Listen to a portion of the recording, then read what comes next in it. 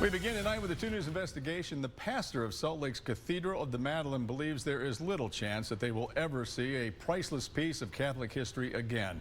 Thanks for joining us for 2 News at 6 tonight. I'm Mark Cavell. And I'm Heidi Hatch. It's been a week now since a relic of Mary Magdalene was stolen from the cathedral. Jake Taylor joining us live there tonight. And Jake, why don't they have much hope? Yeah, right now at this moment, there's a crowd of people inside of the cathedral worshiping, but in the place of honor in the sanctuary of this cathedral, it is empty. The relic that had been there for over 100 years has been stolen. The pastor of this cathedral telling me he doesn't believe that it has been sold, but instead just thrown in the trash. It would be a miracle if it came back, and I'm one to believe in miracles.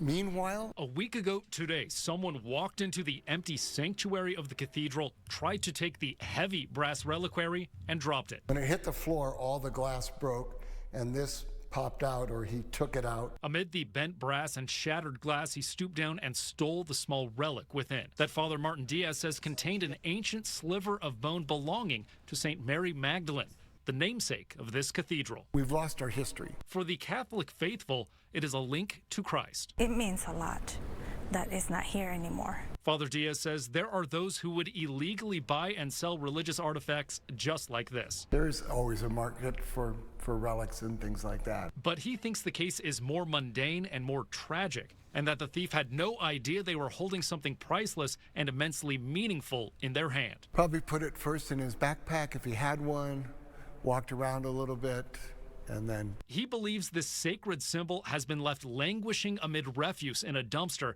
and will likely never be found. We have exhausted anything that, any way of getting any kind of recovery. The church has raised a $1,000 reward for its return. If there's even a chance to get it back, Father Diaz says he'd pay much more. It's priceless, so I'd pay whatever the person wanted to return it.